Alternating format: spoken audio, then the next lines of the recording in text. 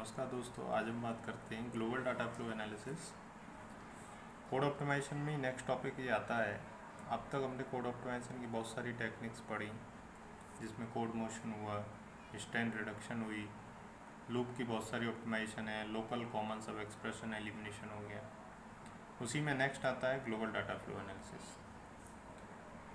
Basically data flow analysis आपको पता है, flow of graph top to bottom होता है, बट कोड ऑप्टिमाइजेशन में ग्लोबल डाटा फ्लो एनालिसिस में कुछ वैल्यूज़ हम कैलकुलेट करते हैं जिनको इन और आउट की वैल्यू कहा जाता है। चलिए इसको समझते हैं।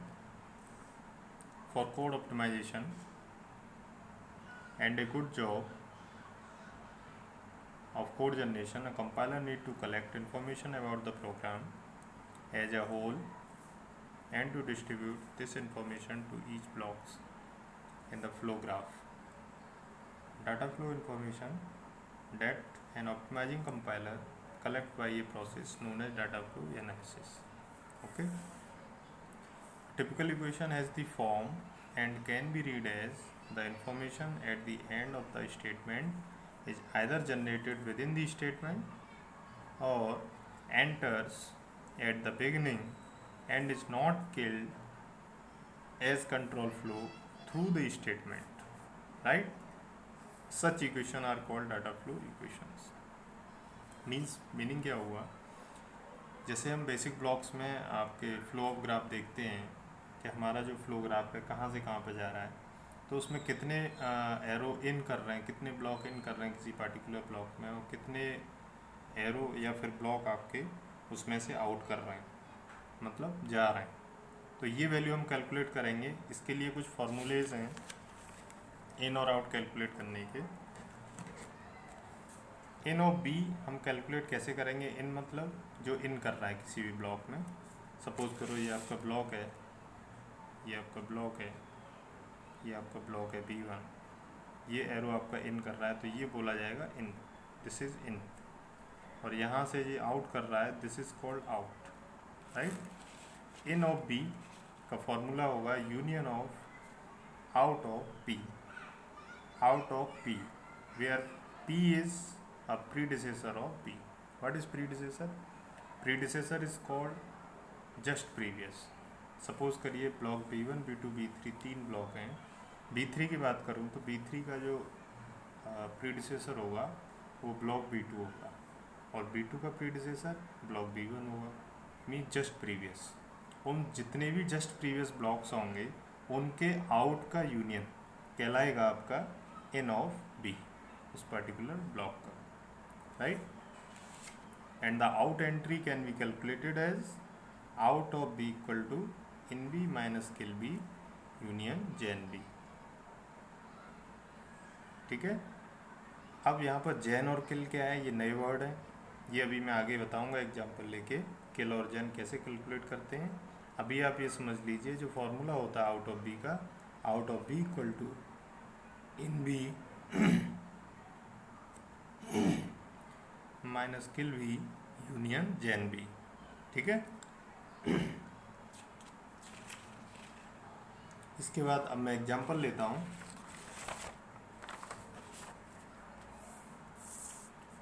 इस एग्जांपल की बात करें, सपोज ये एग्जांपल लिया, iterative solution of for global data flow analysis. Exam में एक क्वेश्चन 101% आता है यहाँ से। डाटा फ्लो इक्वेशन का एक क्वेश्चन अवश्य आएगा एग्जाम में, EKTU में, सेमेस्टर एग्जाम में, जिसमें कोई भी एक डायग्राम दे देगा या फिर कोई कोड दे सकता है। कोड से बेसिक ब्लॉक आपको बनाने होंगे, जो मैं लास्ट प्रीवियस लेक्चर में जो मैंने टेक्निक्स बताई थी कैसे बनाते हैं, ब्लॉक बनाना सिखाया था। और उसके बाद फिर आप ये वाली वैल्यू कैलकुलेट करोगे, या फिर कई बार ये बेसिक ब्लॉक बने हुए एग्जाम में दे देता है, आपको इसके आगे करना है, राइट। चलिए इसको समझते हैं। इसमें जो डायग्राम है, entry, this is block B1, block B2, block B3, block B4 and exit. There are 4 blocks here, 4 block given है, वैल्यू गिवन है। ब्लॉक B1 में 3 इक्वेशन दी हुई हैं, I, J and A। Block B2 के अंदर I and J की इक्वेशन दी हुई है। ब्लॉक B3 में A की इक्वेशन है एंड ब्लॉक B4 में I की इक्वेशन है। इनको सबसे पहले हमें क्या करना है, नंबरिंग कर देनी है टॉप टू बॉटम। सबसे फर्स्ट इक्वेशन को D1 दिया मैंने, D means dimension, D1 D2 D3 D4 D5 D6 and D7। Total 7 आपके इक्वेशन दी हुई हैं पूरे ओवरऑल बेसिक ब्लॉक में। इसका मतलब क्या हुआ, टोटल 60 डिजिट की आपकी कोड आएगी, 7 डिजिट का कोड होगा जब भी आप कोड लिखोगे। अब सबसे पहला इसमें जो मुद्दा आता है समझने वाला, वो किल और जैन की वैल्यू है, क्योंकि फार्मूले में अभी आपने देखा था आउट ऑफ बी में किल और जैन यूज हो रहा है। जब तक जैन और किल की वैल्यू पता नहीं होंगी आप आउट ऑफ बी नहीं निकाल सकते हो। ओके, तो पहले हम समझते हैं किल और जैन कैसे निकालते हैं। देखिए ध्यान से, ब्लॉक B1 में हम जाते हैं। ब्लॉक B1 में D1 D2 D3 ये 3 डायमेंशन है। तो जैन ऑफ B1 क्या हो जाएगा, सबसे पहले जैन समझते हैं, जनरेट। ब्लॉक B1 किस किस वैल्यू को जनरेट कर रहा है, कौन कौन सी डायमेंशन को जनरेट कर रहा है, 1 2 एंड 3 डायमेंशन को जनरेट कर रहा है, 1 2 3, D1 D2 D3। ये आंसर हो जाएगा आपका Jain of B1। Jain of B2, Jain of B2 आपका एक तो D4 कर रहा है और एक D5 को कर रहा है, ठीक है, D4 D5 को कर रहा है, तो जैन ऑफ B2 हो जाएगा D4 D5। B3 की बात करें, D6 है केवल, तो जैन B3 हो जाएगा D6। ब्लॉक B4 में D7 है, तो जैन B4 हो जाएगा D7, राइट। अब बात आती है किल। किल वैल्यू कैसे कैलकुलेट करते हैं, थोड़ा सा ट्रिकी है, ध्यान से समझिएगा।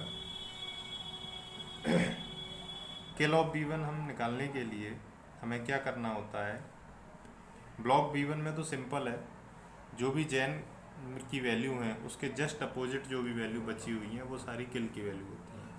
मीन्स 7 डिजिट का कोड है, 1 2 3 आपके इसमें जैन में आ गए, तो बचे कौन सी वैल्यू, 4 5 6 7, 4 5 6 7, ये 4 वैल्यू जो बची, ये चारों वैल्यू आपकी किल ऑफ B1 में आ जाएंगी, राइट। इसके बाद आता है किल ऑफ B2।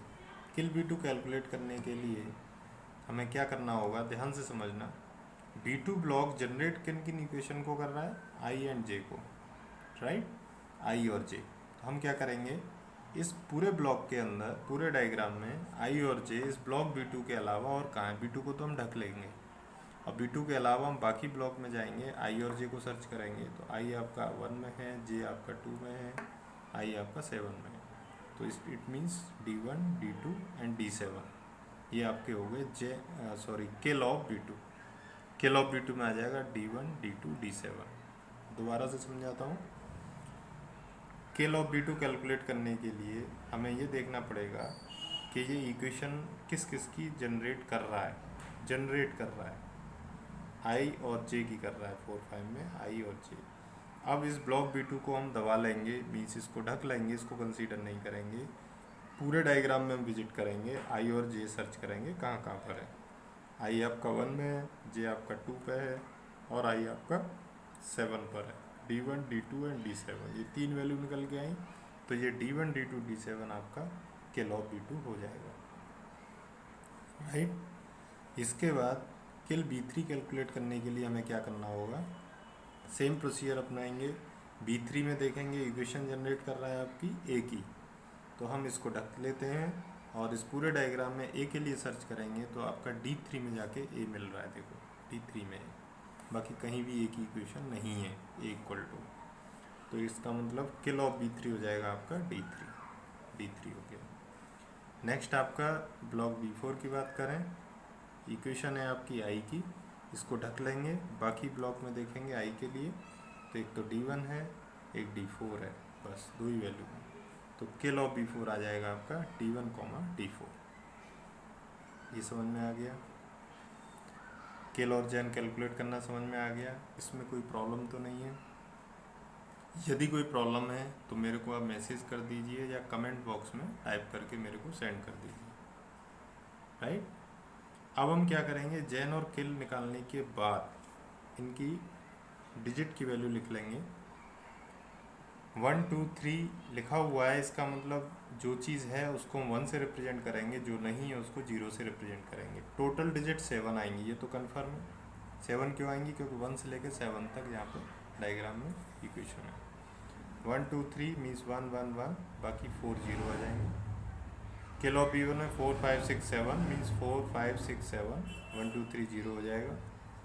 इसके बाद जेन B2 में आ जाएगा आपका 4 5 में 0 1 1 आ जाएगा, बाकी 0 0 1 1 0 0। किलो B2 में 1 2 7 मीन्स 1 और 2 पे आपका 1 आएगा, 7 पे 1 आएगा, बाकी डिजिट 0 रहेंगी। D6 मीन्स 6 पे 1 आएगा, बाकी सारी डिजिट 0 रहेंगी। D3 में 3 पर 1 आएगा, बाकी 0 रहेंगी। D7 में यहाँ पर 1 आएगा, बाकी सारी 0 रहेंगी। And D1 and D4 1 and 4, बाकी ये 0 रहेंगे, राइट। तो इस तरीके से जैन और किल हम कैलकुलेट कर लेंगे। एक बार जैन किल कैलकुलेट होने के बाद आगे इन और आउट के लिए मैं नेक्स्ट लेक्चर बनाऊंगा कि इन और आउट कैसे कैलकुलेट करते हैं। अभी क्वेश्चन पूरा सॉल्व नहीं हुआ है, अभी आपने केवल इसको समझा है, प्लस किल और जैन की वैल्यू निकाली है। अभी आगे इसके प्रोसीजर्स हैं, इन और आउट कैसे कैलकुलेट करते हैं, जो फॉर्मूले दिए हुए थे उसके अनुसार। तो नेक्स्ट वीडियो लेक्चर बहुत इंपॉर्टेंट होगा, उसको देखिएगा। Thank you.